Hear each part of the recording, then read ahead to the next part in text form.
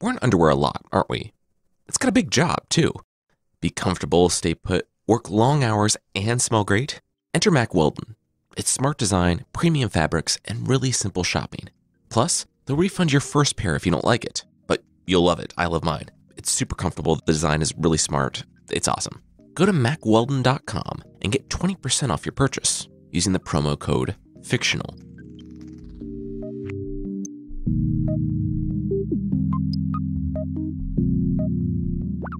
And what am I looking at here? Captain Franco asked. I'm the unidentifiable creature on the ground. That, Captain, that's a deal. That's what that is, replied First Mate Peterson. I got it from one of the Martian villagers for 50 cents. I was surprised they let it go for that low, but I guess I drive a hard bargain. Peterson, Captain Franco turned to his first mate. We're on Mars.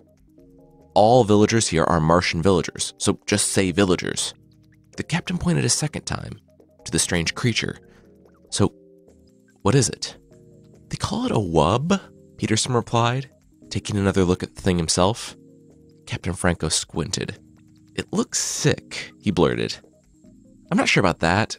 I would argue that it's a sick deal, but stop, please, Captain Franco interrupted. He bent down and inspected the mass of fat and slobber. The thing's breath fogged up the dome of his spacesuit. It was a long, fat, hulking beast, and by the look of it, the wub could barely support its own bulk, atop its stumpy little legs. The creature's face was coated in slime, dripping after the taxing walk from the village to the starship. It could definitely use a rest. Ugh, it's a pig. It must weigh 400 pounds, Captain Franco declared. Basically, yes. It's like a rare, super respected pig, sir. At least here among the Martian villagers. Villagers, Peterson offered. Well, maybe it tastes good, Franco said, and then rolled his eyes. Peterson may have acquired the wub for a steal, but they didn't have the room or resources aboard the starship for the equivalent of 2 additional passengers. But if they could eat the creature, that would really help out with the long flight back to Earth. And it was cheap. Yeah, okay. Get it aboard and into the cargo hold.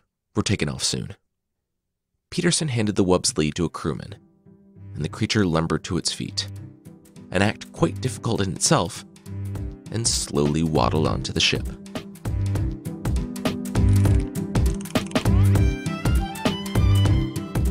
I'm Jason Weiser. From Bardic, this is Fictional.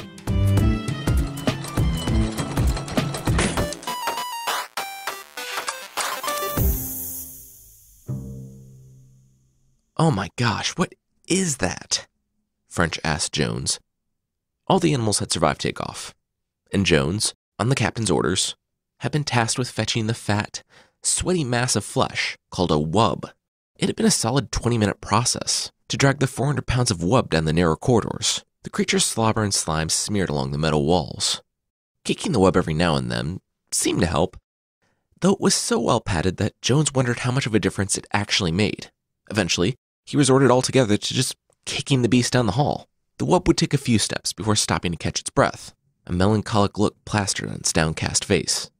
French, the engineer, couldn't believe her eyes. No wonder they had so much trouble taking off. The captain should have told her. She could have rerun the calculations. Jones was unsympathetic. Fantastic. Mind lending a hand? This thing's exhausting. Oh, I do mind, French replied. Sorry, that's disgusting. You're on your own, she said, and looked down at her clipboard, pretending to run some more calculations. Jones kicked the wub down the hall for another 10 minutes before he finally made his delivery to the captain. Wubby! Peterson exclaimed as the door hissed open. Don't do that. We're going to eat it, the captain warned. Oh, it needs water. What are you doing, trying to kill it? Peterson asked, ignoring his captain's words. Within minutes, he returned with a mug from the mess. It was Jones's, but he wouldn't mind, right? Jones grumbled and went to work scrubbing the wub slime from the spaceship's corridor, inch by inch. So, you got this for 50 cents, was it? Captain Franco asked, circling the wub slowly as it lapped water. That's correct. And the good news is that it eats pretty much anything. I had it for a few days planetside, and it ate literally everything I gave it. I actually don't know if it's supposed to eat everything, but it does.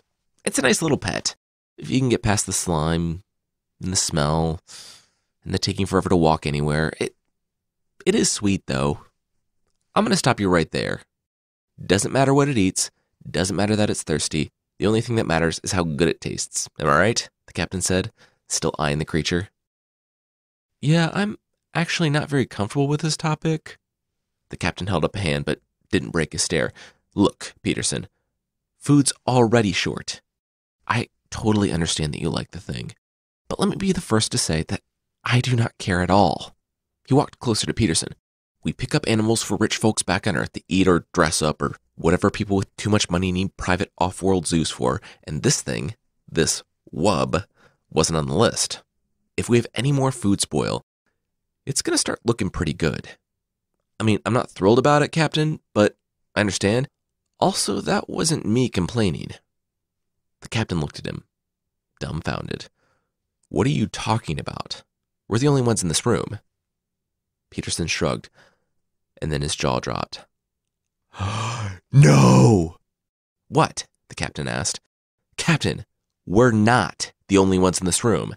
It was the wub, Peterson said, grinning. Impossible, said the captain. Not impossible, came the reply. Both men heard it in their minds at the same time. Captain Franco jumped, but Peterson just stood there with a grin on his face. That's impossible, the captain murmured, walking around the thing. No, it's not. I'm literally talking to you at this very moment, both men heard in their minds again. Oh, I know what this is. There must be a Martian hiding in this thing.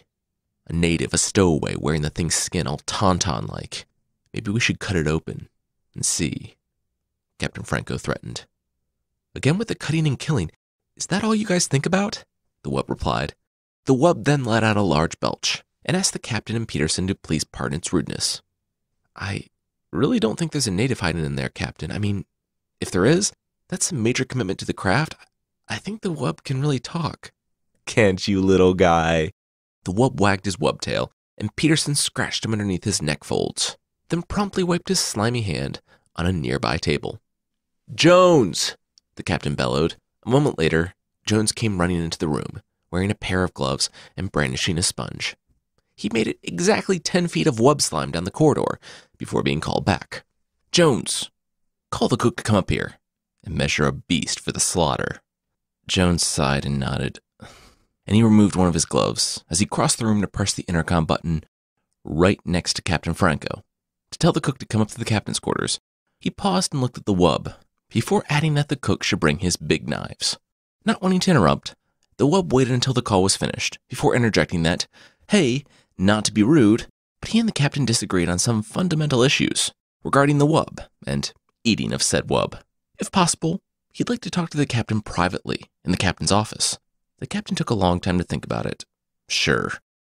Even though he usually didn't take time to have conversations with his dinner, he would sit down with the wub, or whatever was possible for the thing. I mainly rest on my own bulk, the wub replied, before slowly following the captain into his office, leaving yet another trail of slime. Jones looked down and sighed before getting back to work.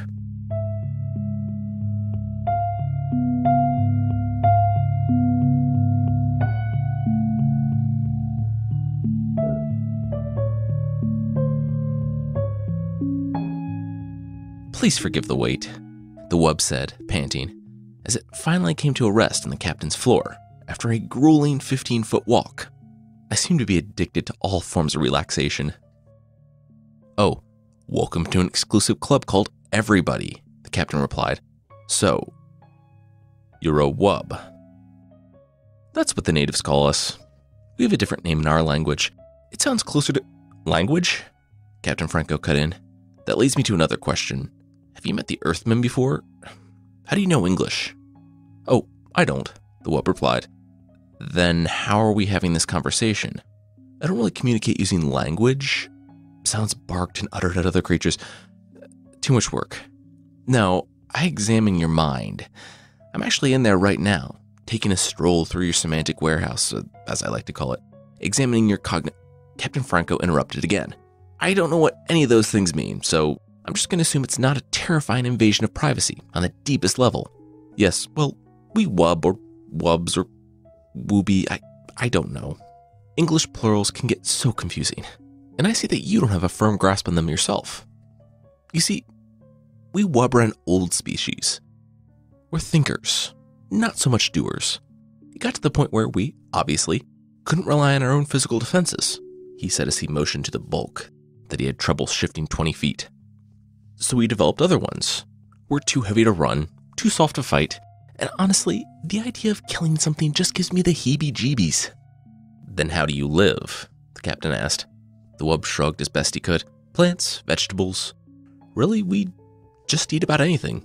The wub was just a really tolerant creature that liked to relax and be left alone, and wanted that for other creatures too. That was why the idea of the captain dining on him was so bad.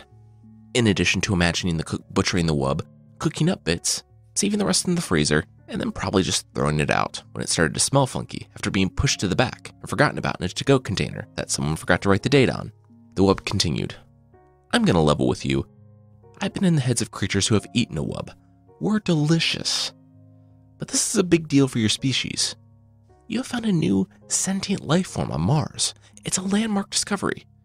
There are more of us. Granted, they all pretty much feel the same way I do about movement and effort. But how would this work as a start to human-wub relations? Human-wub relations, Captain Franco replied. We've had power failures in containers 1 through 3. It's still months until we reach Earth. Things are about to get really uncomfortable on this ship. I don't care what you are. To me and my crew, you're an animal. The wub stopped him. It was aware of the spoilage, and it told the captain that it saw the Earth people, from the captain's culture at least, believed in something called democracy. Wouldn't it fit better with the principles the captain said he believed in, to cast a vote if it came to having to eat a sentient and self-aware life form on the ship? The captain stood and grimaced at the thought of eating one of his crewmen. The wub was in his mind. The wub knew exactly what he was going to do. The captain walked to the door. He had a gun just outside. Captain Franco opened the door and just stood there. He was frozen. His mind was screaming out at his body, but his body wouldn't respond. He was stuck holding the door open, a grimace contorting his face. In his mind, as the wub slowly shuffled past him, Captain Franco heard a soft, considerate voice of the Martian creature saying, "Remember what you chose."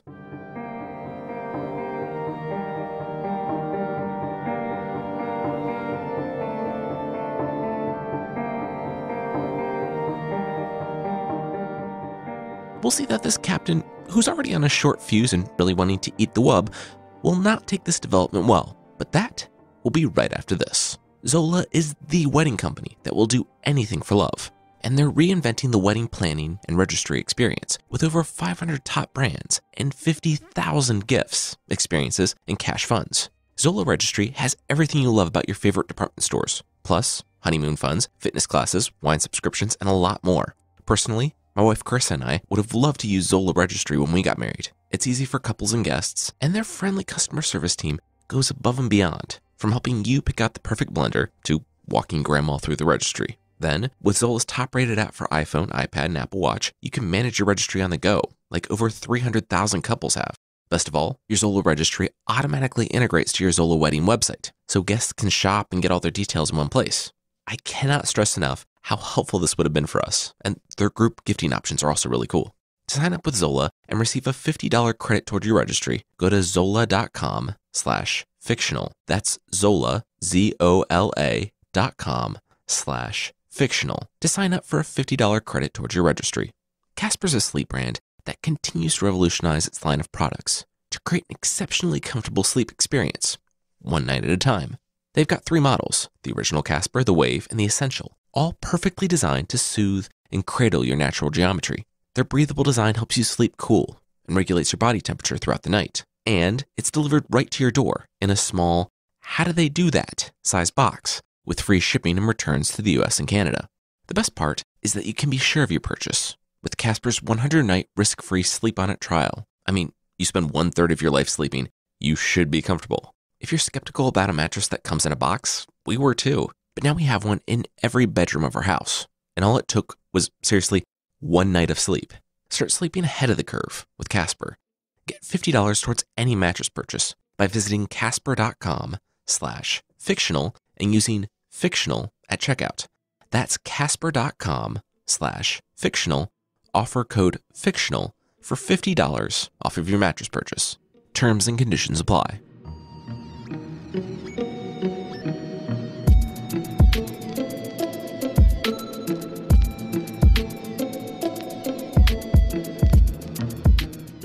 Wubby! Peterson exclaimed as he saw the wub shuffling unaccompanied down the corridor. Cap's not with you? The wub paused a moment. No, your captain and I just finished our discussion. Now I'm looking for a place to sit down. The wub was now 20 feet from the captain's quarters. Basically a marathon. Pfft, you can come hang out with me. I have some downtime and you seem like a nice alien life form we don't completely understand, yet allowed on our ship without question. They were only 10 feet from Peterson's quarters. And so 15 minutes later, after the wub was seated comfortably on his floor, the conversation continued. The wub told Peterson that his species was an ancient one, but not wholly different from the humans. Peterson chuckled and nodded. He was addicted to relaxation too. The wub laughed. He said that, sure, but on an even deeper level, humans and wubs or wubbos, wow. Peterson had an even poorer grasp on English plurals than the captain. Anyway, take Odysseus, or Ishtar, the wub started. Peterson cocked his head. What? You're confused. I see that, the wub observed. No, I know who Odysseus and Ishtar are. On the way here, I listened to the entire backlog of the Classic Earth podcast, Myths and Legends. But how? The wub cut him off. It will get to that later, and continued talking about Odysseus. I find in your Odysseus a figure common to the mythology of most self-conscious races. As I interpret it, Odysseus wanders as an individual, aware of himself as such. This is the idea of separation from family and country, the process of individuation. Okay, but Odysseus returns home, Peterson argued, looking out the window at the stars burning endlessly in a vast, empty universe. He always returns home, Peterson trailed off. Oh, as all creatures must, the wub agreed. The moment of separation is a temporary period, a brief journey of the soul. It begins, it ends. The wanderer returns to its land, its people. Our time is too short. Here they are. There was a pounding at the door. Peterson rose to answer it, but first had to awkwardly step around the bulk of the wub. He took too long. He heard someone punching in the override code outside, and the door hissed open. Peterson was staring right down the barrel of Captain Franco's pistol. The captain was flanked by French, Jones, and a half-dozen other crew members. Are you okay? French demanded of Peterson. Peterson remained frozen in stunned silence. Did he do it to you too? French demanded again. Do what? Peterson was finally able to utter. Okay, he's not frozen, just stupid. Get out of the way, Captain Franco said to Peterson. Peterson threw up his hands and worked on stepping around the wub to get out of the way of Captain Franco's pistol, all the while pleading with French to tell him what was going on. French said that the wub had done something to the captain. He'd entered his mind, frozen him in place by his door. He'd been stuck there for 2 hours. If French hadn't found him and snapped him out of it, he might still be stuck there. Captain Franco lowered his gun, pointed at the wub's head. Peterson stopped trying to get out of the way. He jumped in front of the gun and pressed it to his chest. What are you doing? Peterson shrieked. The captain told him to get out of his way. Peterson, alone, heard the wub in his head. Go ahead. Get out of the way. It doesn't matter. Get out of the way, the captain barked, and that's an order. French grabbed Peterson's arm and wrenched him out of the line of fire. Do it, French yelled. Do it now, before it gets in all of our heads. The wub lifted its head, its soft, elephant-like eyes, staring into the captain's own. It's interesting. You seem to be obsessed with eating me, Captain. I wonder why. Get up, the captain snapped. Okay. If you wish. It will take me some time, so be patient. The captain gripped his gun and shook with frustration. Your men are quite afraid, Captain. I can feel it. You aren't, though. You're hungry, the wub continued, still raising itself to its feet. I know. Get up. Even if I couldn't read your thoughts, your frustration is palpable. Can you really expect me to want to hurry? All I've done to you was out of a desire to protect myself. Can you really expect me to want to hurry? Can you expect me to rush eagerly to my death?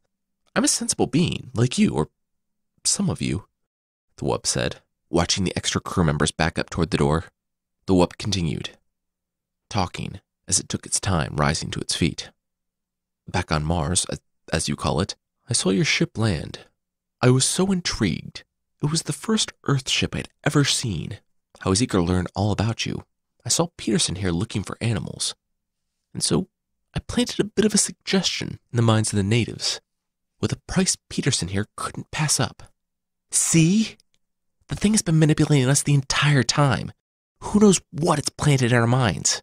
It has to die, Franco said. The wub finished rising to its feet.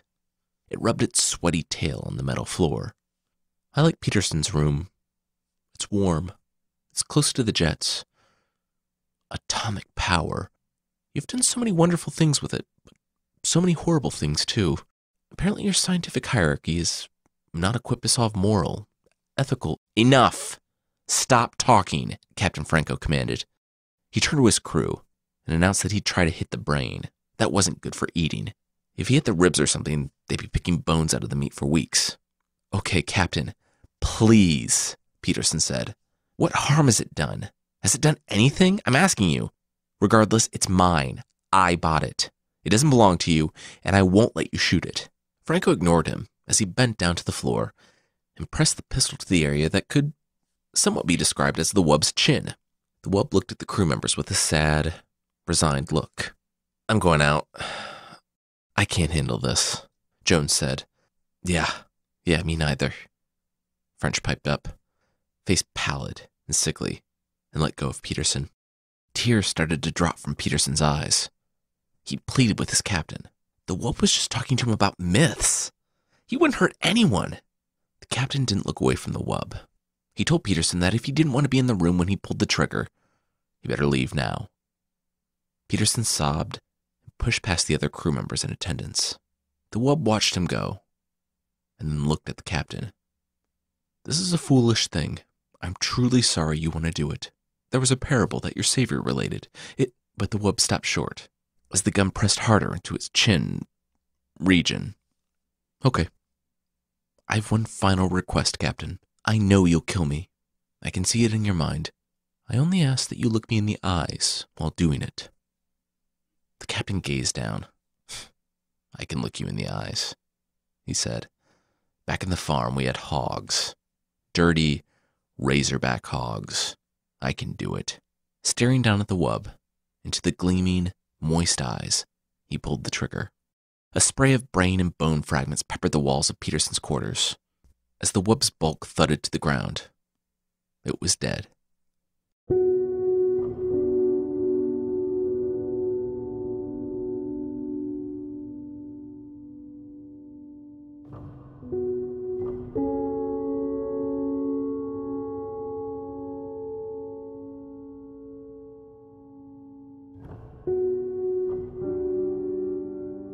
Captain Franco rubbed his palms together. He had been waiting for this all day. He ordered all the senior crew members into the mess. Other crew members were scrubbing wub bits out of Peterson's room. If they thought the wub was hard to move when he could walk, he was near impossible to move when he was dead.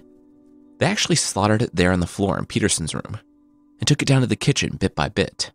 Franco looked at the cuts of meat and picked out one he thought was the tastiest and told the cook that he could take the afternoon off. Captain Franco wanted to cook this one up himself. The cook said, well, we don't really have afternoons in space, but okay.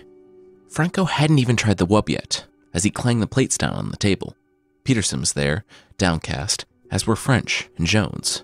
Everyone heard the wub in their heads, in the moments before it died, trying to reason with the captain. They had done a horrible thing. Peterson looked down at the steak and could barely choke back his vomit. What? Oh, come on, Peterson. It was an animal. Peterson shook his head. Then the captain noticed French and Jones weren't touching their wub steaks either. You all too? Well, you'll come around. We've had even more spoilage, so even with the wub meat, we'll all be tightening our belts when we make it back to Earth. In unison, French and Jones pushed away their wub steak and stood. Maybe they would have to eat the thing, but they wouldn't eat it today. Not after what they had just seen and heard. Peterson would have followed, but looked down at the slab of meat, remembering the last conversation he had with the thing. was about Odysseus. There was so much to the wub that they would never know, that they would never get to know. Peterson! Peterson! The first mate heard his captain barking at him. You aren't leaving too, are you? Then, his sentence changed from a question to an order. You aren't leaving too. Sit down. After Peterson disobeyed the captain back in his now blood-soaked quarters, the captain wanted Peterson to watch him eat Peterson's pet. The captain's mouth was watering as he sawed off a piece of the butter-tender wub flesh and popped it in his mouth. Then, he gasped. Peterson turned his tear-stained face to look at Captain Franco, just in time to see the look of shock wash from his face and see it drop into perfect serenity. He looked down at the meat, licked his lips, and continued digging in. He ate 3 helpings before turning to Peterson. The reports of the wub being delicious were true, Franco said, aware that Peterson was still visibly disturbed. Oh, please relax, Peterson. It's just organic matter now. The life essence is gone. He ate, spooning up the gravy with some bread. I, myself, love to eat. It's one of the greatest things that a living creature can enjoy. Eating, resting, meditation, discussing things. The captain sat back, his stomach bulging after his fill of the wub. He took a sip of water and dabbed his mouth with a napkin. He let out a contented sigh and turned to Peterson. Now, let's talk, Franco said. As I was saying before I was interrupted, we were talking about the role of Odysseus in your myths.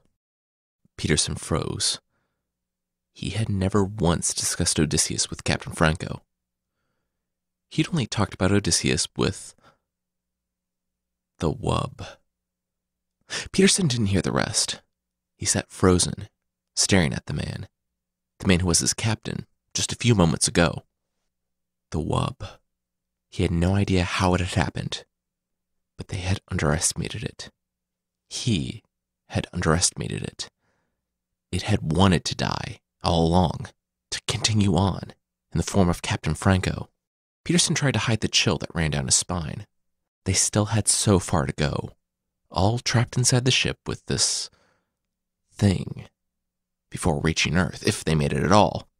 How had the wub possessed the captain? Would it take the others? No one would even believe him. The more he thought about it, the more fear began to grip his chest. He was afraid, but the more he thought about being afraid and trying to hide it from the wub, the more the telepathic wub would know he was afraid and was trying to keep things from it. He stared at his knees, but in his mind, Peterson thought he heard a familiar old voice saying, "That's right," and looked up again, straight into the captain's eyes. The captain had stopped talking. He was smiling now. "To go on," he said, "Odysseus, as I understand him, finally did return to Ithaca, to his wife, Penelope, and his son, Telemachus. Things had changed. Odysseus had changed, in the words of Alfred Lord Tennyson.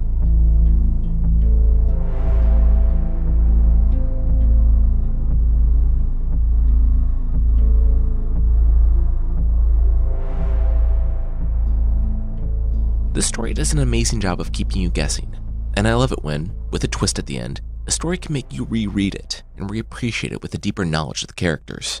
The wub always wanted to die. That was its plan.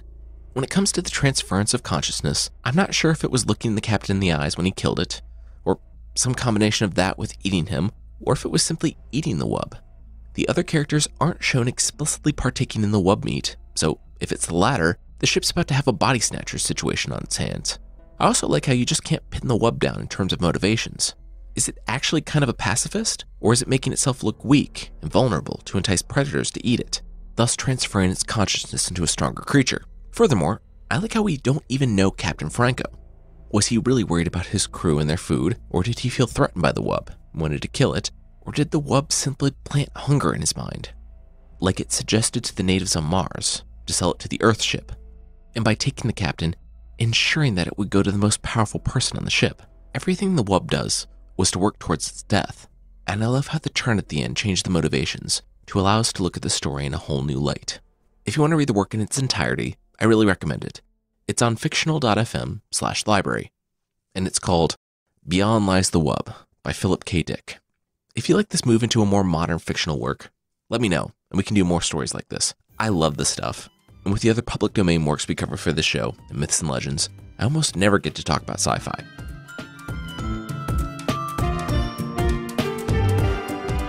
Now, it's time for the best of the worst. The villain this time is Lenny Fiasco, a Batman villain. Lenny was a late bloomer. He went to the local unnamed Gotham college and was laughed out of his classes by his very own professors, in addition to everyone else. After watching his classmate Bruce Wayne ride off with the girl he loved, he became so distraught that he left. Cut to 10 or 15 years later, there's a crime wave in Gotham, and no one seems to have any clues. Batman is the only one who can help. And after he broke up a meeting of criminals, a newspaper burst into flames the moment he touched it. Because he's Batman, he has the tech to reassemble text from ashes, and he discovered a few shocking things. 1. Apparently the bad guys in Gotham have their very own newspaper. It's called The Secret Underground. A little redundant, and really, is there any better way to keep something secret than a mass market periodical? The Secret Underground even sells ads. I feel like if you're a Gotham doctor who specializes in concussions or an attorney focused on civil rights violations, that's the place to run your ad. The reach isn't going to be too great, but it's going to be really hyper-focused. One actual ad is for a guy who goes by the name The Eraser. And because his branding is on point as it is cheesy, you already know what he does. He erases evidence from crime scenes for bad guys. Bruce Wayne disguised himself as an organ grinder, playing music on the sidewalk. After mailing the Eraser a letter, asking for his consultation help in an upcoming crime. An organ grinder is a street musician that was popular around the world in the late 1800s and early 1900s, and in 1960s Gotham, apparently. Okay, so here's a tip. If you see a guy playing music on the sidewalk who looks like he has an Olympian-level physique and looks like the local billionaire, donning a fake mustache with, no joke, the young boy who lives with him dancing around and pretending to be a monkey, don't reveal the intricacies of your budding criminal startup. Of course, the criminal known as the Eraser was none other than Lenny Fiasco.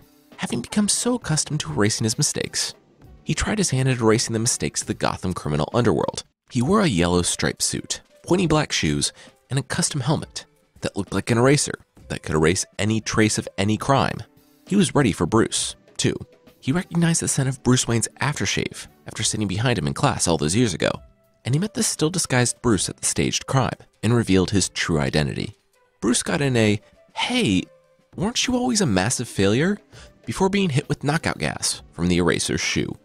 In a move that doesn't speak to deep-seated and long-standing issues, the Eraser encased Bruce Wayne in an ice replica of himself, next to the ice version of the girl he loved in college, and stood there waiting for Bruce to suffocate. Robin showed up long enough to distract the Eraser, and Bruce Wayne simply flexed and shattered the ice prison.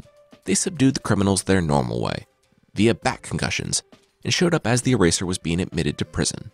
They gifted him a giant rubber eraser, saying that by the time he was done in prison, his past life would be erased, and he would be able to start with a clean slate. The comic closes with Lenny staring off in the distance, holding his giant rubber eraser, sighing and saying, quote, "Sometimes it's better to be a rubber than a robber." Not so sure about that one, but at least he learned something.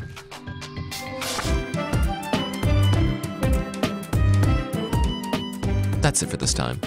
Today's episode was written by me, Jason Weiser, and produced by Carissa Weiser. Our theme song is by the amazing Breakmaster Cylinder. Thank you so much for listening, and I'll see you next time.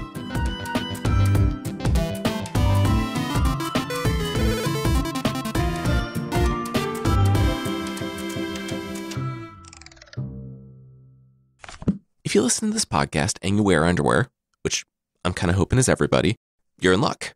So do I. And Mack Weldon is the way to go. Try the Silverline. It's antimicrobial and eliminates odor. They look great and they feel great. It's pretty cool. They ship to your door. And if you don't like your first pair, keep it. They'll still refund you. No questions asked. Go to MackWeldon.com and get 20%